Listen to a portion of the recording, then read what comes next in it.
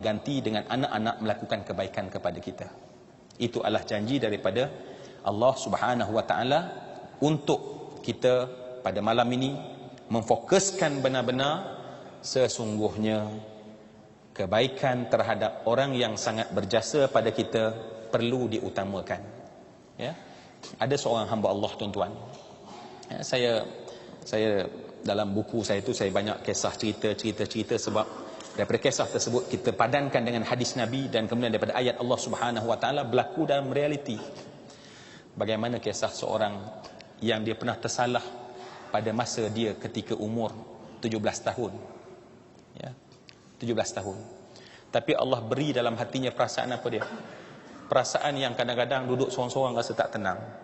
Walaupun dia punya kekayaan yang banyak. Punya kekayaan yang banyak.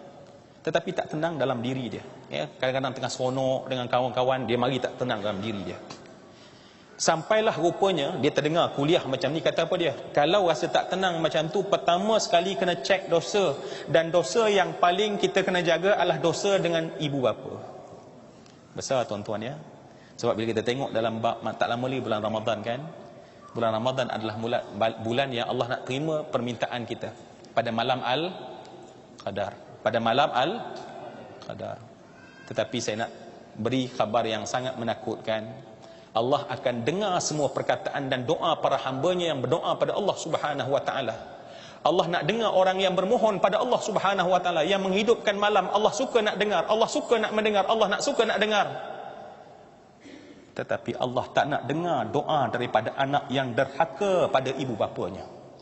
Saya ulang sekali lagi.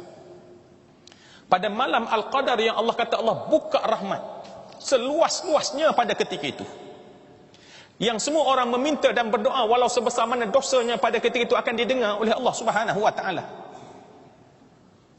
Semua Allah nak dengar. Semua Allah ingin mendengar. Kecuali anak yang derhaka pada ibu bapanya, Allah menutup walaupun pada malam Al-Qadar. Allah menutup walaupun pada malam Al-Qadar. Jadi sebab tu hamba Allah ni bila dia dengar, Masya Allah, dalam keadaan kalau macam tu besar, dia rasa takut benar-benar. Dan dia terus terfikir. Dan baru dia teringat rupanya semua yang saya kasih. Apa dia? Dia pernah pada masa umur dia 17 tahun, dia pernah ketika itu menghina mak dia hanya sebab mak dia tertuang Clorox pada seluar jeans dia. Dan apa dia?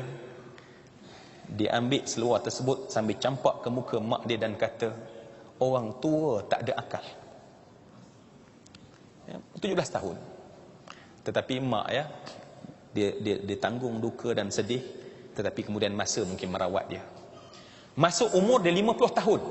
Daripada 17 tahun sampai umur dia 15 tahun. Tapi perasaan tak senang, tak sedap ada dalam hati dia. Sampailah akhirnya Allah buka mungkin kepada dia. Dan dia terus pulang ke kampung pada ketika itu. Dia pulang ke kampung, dia berduduk bersimpuh depan ibu dia. Dia pegang tangan dan cium tangan ibu dia dan kata, mak, saya ada salah dengan mak. Mak dia kata apa dia? Kamu kan tiap-tiap tahun balik minta maaf kat mak. Mak tak ada masalah apa pun. Sebab mak cuba supaya tak nak susahkan anak. Tapi oleh kerana dia betul-betul rasa dia bersalah, dia sebut, mak, saya pernah pada umur 17 tahun dulu, mungkin mak dah lupa, dia kata. Mungkin mak dah lupa. Tapi saya nak ingat pada hari ini, saya nak minta maaf tentang salah ini. Saya minta mak maaf kerana saya pernah sebut pada mak orang tua tak ada otak. Tuan-tuan tahu apa yang berlaku? Si mak tadi, yang anak sangka lupa, tiba-tiba si mak tadi, dia pegang tangan anaknya dan sentak. Kata apa dia? Inilah tangan yang mak nak heret depan Allah. Sanggup kata pada ibu yang melahirkan dia, orang tua tak ada otak. Hak ni sebenarnya mak tak pernah maaf sejak dulu sampai sekarang. Rupanya tuan-tuan, dalam kita minta maaf, yang secara umum ada benda yang khusus yang kita kena khusus. Dan bila disebut perkara tersebut, mak dia kata apa? Mak dah memang tak nak maafkan kamu kesalahan ini. Mak reda, dia kata kalau mak mati, mak simpan benda ni sampai mak dikuburkan bersama dengan perasaan ini, dia kata. Saya nak ringkas tuan-tuan. Dia rasa dunia ni berat, dan patutlah selama ni dalam hati tak pernah puas, ya, semayang tak berapa khusyuk dan segala macam. Dan pada saat itulah semua yang saya kasihan, dia mohon maaf, ya, dia ringkaskan kisah, ya, panjang kisah dia tu. Dan kemudian akhirnya pada satu subuh tu, mak dia peluk sambil mak dia menangis. Mak dia kata pada dia, kalaulah tidak mak lihat kamu benar-benar minta maaf, mak dah berniat tak maafkan kamu sampai bila-bila. Dan hari ini mak maafkan semua salah kamu.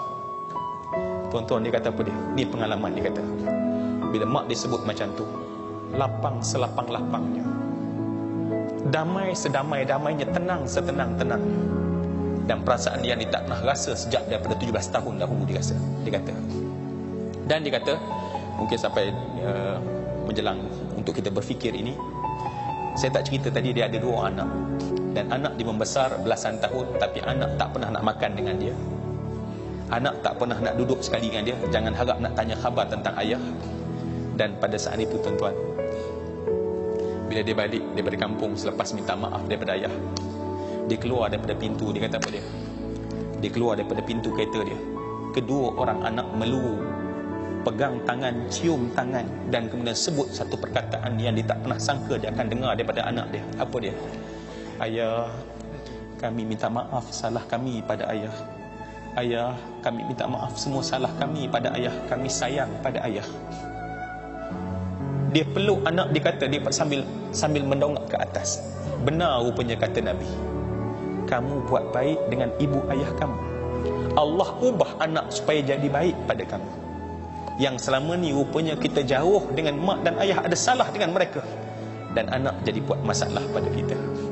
Semua yang saya hormati dan saya kasih sekalian, marilah sekali lagi kita bermuhasabah dan merenung kembali. Satu soalan mudah yang kita kena jawab. Tanya setiap hari, adakah sebenarnya aku ini anak soleh? Adakah aku ini anak soleh? Adakah aku ini anak soleh? Dan saya nak tolong jawab jawapan.